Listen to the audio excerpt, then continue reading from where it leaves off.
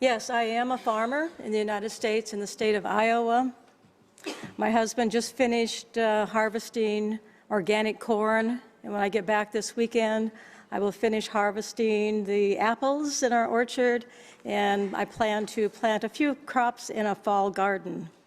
I'm also a coordination committee member of the Civil Society and Indigenous Peoples Mechanism, which has 11 constituencies.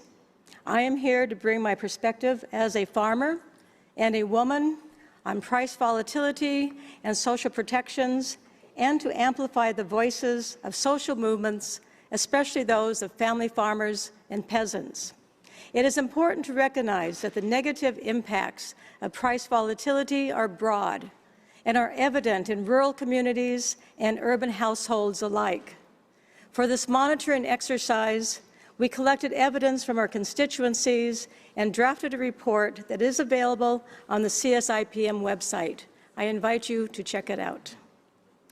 Volatility, indeed, does mean uncertainty and instability.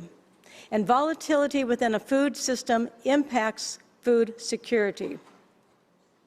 We have seen, and it should be quite evident by now, that volatility is inherent in the global food system because of how basic commodities, including the storable grains and oil seeds, such as wheat and corn, are priced. Regulating the market, and thus how commodities are priced, is a key component to creating stable, secure conditions within food systems.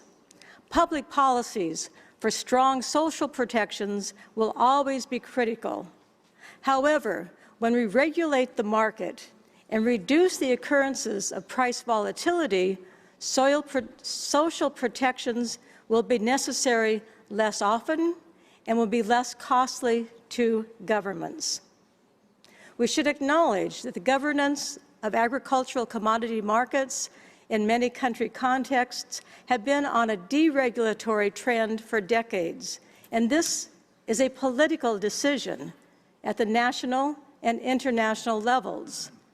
Speculative investments, market hedging, futures contracts, and other profit-seeking behavior, primarily by increasingly concentrated corporate and financial interests, contribute to market fluctuations, sometimes quite dramatically, which only becomes visibilized to the public in moments of shock, such as climate catastrophe or war. However, all of this has created the conditions so that even in times that are considered normal, small-scale food producers are systematically marginalized by this unregulated market, and therefore they are chronically in a state of economic crisis. Price volatility makes it more difficult for farmers to innovate and diversify their farms and production practices. Instead, these market conditions push them to produce as much as they can of the commodity crop, often using extra fertilizer and pesticides and exploiting the land when prices are high. Ironically, when prices are low, farmers also strive to produce as much as they can to try to reach a minimum income to their livelihood. This intensity of production in the face of market fluctuations destroys ecosystems and biodiversity and pollutes soil, water, and air. Producers find themselves locked into chemical-intensive, destructive production practices, often bringing more land into monocrop production. Importantly, a high percentage of these commodity crops are used to feed livestock in confinement facilities and to produce biofuels. The results are that the corporate buyers of raw commodities can take advantage of times when prices are low, and it's the public and the environment that bear the true externalized costs of this kind of production. Until governments put in place real market regulations of supply management mechanisms and fair price floors and ceilings tied to a public food reserve, the production treadmill will continue to drive down incomes for small-scale producers, destroy the environment, and benefit corporate interests.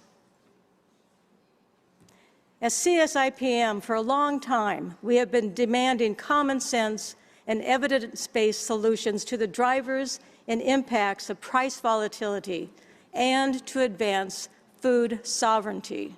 We advocate for solutions that include implementing supply management, fair prices, and public food reserve policies for agricultural products and reforming the trade regime to serve public interests, not corporate interests.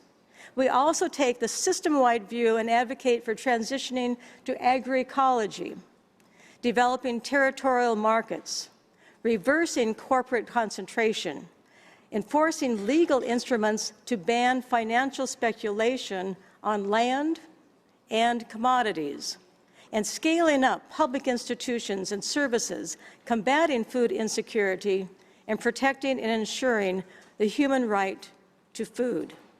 The CFS coordination role must be strengthened, we believe, to coordinate efforts towards this transformation of the food system. Thank you.